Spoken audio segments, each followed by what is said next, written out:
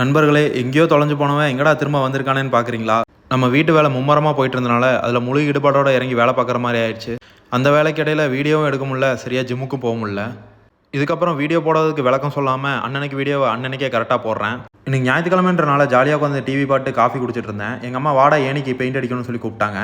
நம்ம ஆர்டிஸ்ட்னு நிரூபிக்கிறதுக்கு சரியான நேரம்னு சொல்லி நானும் கிளம்பிட்டேன். அடிச்சு முடிச்சு ஃபினிஷ் பண்ணதும் எங்கள் அம்மா புதிய ஏணி வாங்கிட்டு வந்து வச்சிட்டியான்னு கேட்குறாங்க.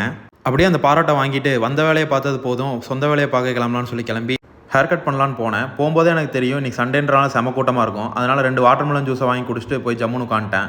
2 மணி நேரம் வெயிட்டிங்க்கு அப்புறம் ஃபைனலாக நம்மளுக்கு ஒரு சிட்டிங் கிடச்சிது. நீட்டாக ஹேர் கட் பண்ணி முடிச்சதுக்கப்புறம் தான் கொஞ்சம் மனுஷனாட்டவே தெரிஞ்சேன். அதை முடிச்சோடனே ஃபைனல் டச்சாக அண்ணன் ஒரு மசாஜை போட்டு விட்டாரு. அதுலேயும் ஃபினிஷிங்கில் கழுத்தில் சைலாக குடைச்ச மாதிரி அண்ணன் ஒன்று பண்ணி விடுவார் பாருங்க. ஒரு செகண்ட் நம்ம சொர்க்கத்துக்கே போயிட்டு வரலாம். எல்லாத்தையும் முடிச்சுட்டு முழு திருப்தியோட வீட்டுக்கு கிளம்பியாச்சு. வீட்டுக்கு போனதுக்கப்புறம் தான் இன்னொரு வேலை இருக்குது ஞாபகம் வந்தது.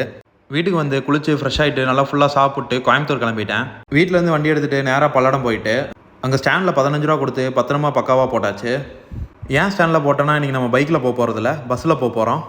அடிக்கிற வெயில் அடிச்சு பிடிச்சி ஓடி போய் எப்படியோ ஜன்னல் ஓரமாக ஒரு சீட்டை பிடிச்சி உட்காந்துட்டேன். ஜாலியாக பாட்டு கேட்டுகிட்டே போய் பக்காவாக ஸ்டாப்பிங்கில் இறங்கியாச்சு. அங்கே போனதும் நம்ம தம்பி பவுல் ராசா நம்மளை கேட்ச் அடிச்சு கூப்பிட்டு போயிட்டாரு.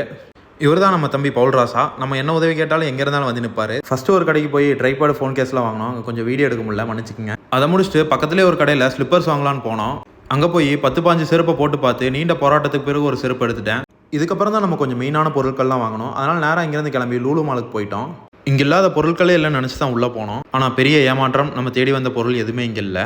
சரி, மனநிறைவு தான் இல்லை, வயிறையாவது நிறைச்சிட்டு போகலான்னு சொல்லி நேராக சாப்பிட்ற இடத்துக்கு போயாச்சு. அங்கே போய் பார்த்தா நம்ம மாப்பிள்ளை உள்ளே சுற்றிட்டு இருந்தாப்புல. சரி, அந்த வேலையை எதுக்கு, நமக்கு வந்த வேலையை பார்ப்போம்னு சொல்லி சாப்பாடுக்கு எல்லாம் பார்சல் கட்டிட்டு நீட்டாக போய் உட்காந்தாச்சு. நாங்கள் வாங்கினது ஒரு ஹைதராபாதி சிக்கன் பிரியாணி, ஒரு சிக்கன் டிக்கா, அப்புறம் ஒரு ஃப்ரைடு சிக்கன். டேஸ்ட் எல்லாமே ஓரளவுக்கு ஓகே தான், ரொம்ப ஹைப்பெல்லாம் இல்லை.